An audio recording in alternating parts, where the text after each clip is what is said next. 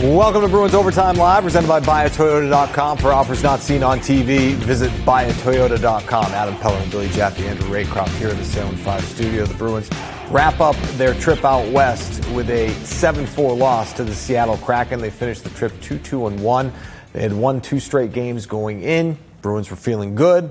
We were feeling good. Everybody was feeling good. And then the end of the second period happened, and that's really where the wheels came off the bus. We were feeling bad. We were feeling bad. Because it was, to me, this is, some of this stuff is inexcusable, Razor. I'm not saying you're saying I am. I just don't get it. You know, I mean, you have this opportunity to really get yourself, again, we understand it's a roller coaster of a season with the condensed schedule, but into a much better spot. Like, you put this game away, and Mason Lohrei gets out-muscled, out-hustled, out-effort, out whatever you want to call it, and then the Bruins lose coverage in front. Swayman can't make the save. It's a quick bang-bang play.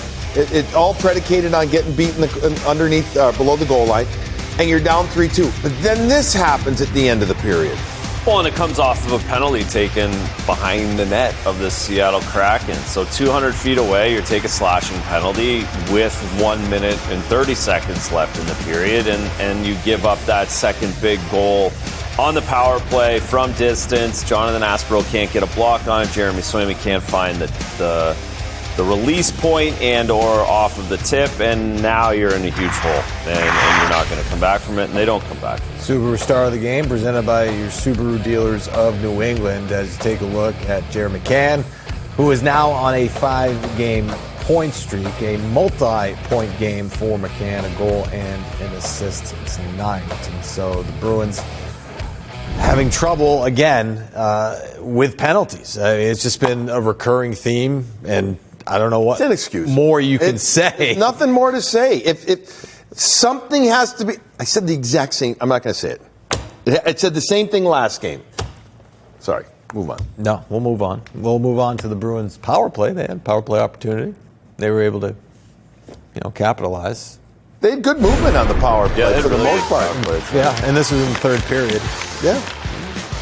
And this is at the start where you can get yourself back into the game. That's the big point of this one. With 4-2, Marco Sturm calls a timeout to give the big guys a rest, get his first unit back out, and they couldn't deliver with a goal, but they delivered with good momentum, good puck movement, just missing on a couple of opportunities to get them back into the game, unfortunately. Yeah, this was perfect, basically, execution.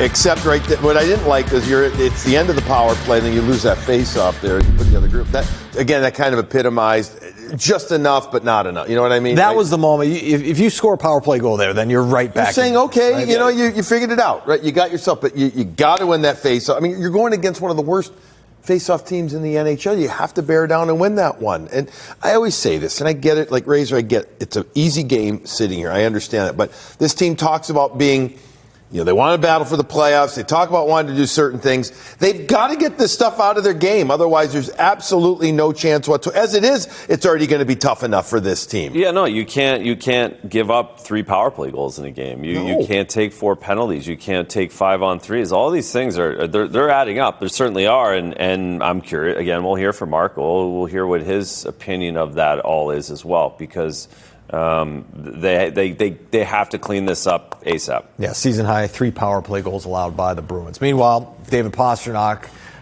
getting the Bruins off, tying the game in the first period with his 18th goal of the year, and this thing was a beauty. Yeah, he had some jump tonight, and this is no question. Both goals were beautiful. One for a great pass, and this one just for a great individual effort. David with the fake clapper, and then hitting that bouncing puck that gave himself a little bit extra trajectory, a little bit better look to the top shelf. And then this one, great drop pass, finds a little room, and then Charlie finds him way back on the backside that allows him to give him a 4x6 easy one, and he gets up to 19 under the air.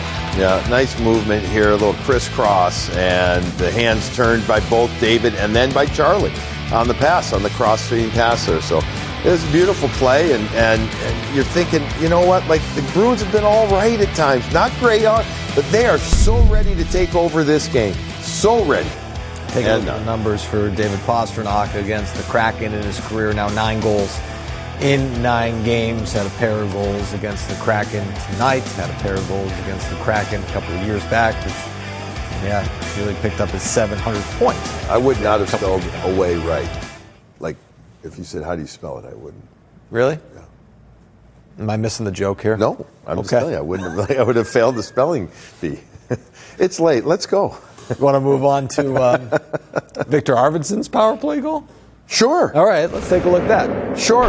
Better late than never, I guess. But, this was too late. The push was on at the end here. They didn't pull the goaltender, Razor, which, all right, fine. You win the face-off. Second unit gets out there, moves the puck around, and right away, the quickness off face-off, so important, I think, because the opponent never really gets to reset. And then they get the puck back, and they push it there, and Victor finds it. This, again, good power play movement. We talked about it earlier. A few times they couldn't capitalize. Here they did. Yeah, good for the second unit. Good for Victor Arvidsson getting his 8th of the season. He had a decent game tonight, but it's just good for this second unit to get something good on tape and become a force or become a threat, I suppose. Later through the season, it's important to have that second unit goal. Arvidsson's first goal since December 4th. Bruins lose 7-4 in Seattle to wrap up. Check out some action around the league, focusing on the Atlantic Division. Panthers, Leafs, Nicholas Waugh to Nicholas Robertson, who feeds Easton Cowan. 5th goal of the year for Cowan, and it's 1-0 Toronto. Second period, same score. Matthew Nyes. That's a nice setup to...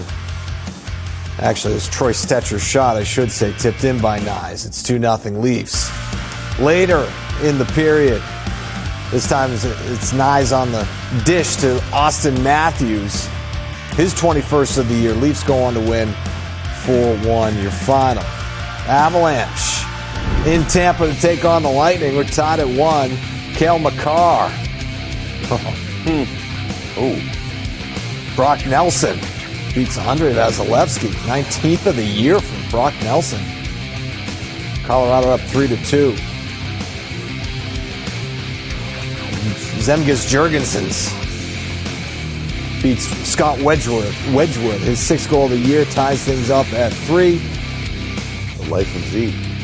And then look at that pass to Brandon Hagel from Maxwell Crozier. 3-2 Lightning. Tampa goes on to win 4-2 your final. Let's take a look at the Atlantic Division standings up to the minute.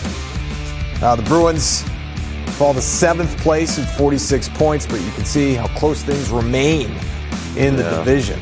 Well, and look, they've played 2 more games than Ottawa, so points percentage-wise, they're actually last place below them. But I don't know, man. Like, you're starting to see a little separation, a little more than...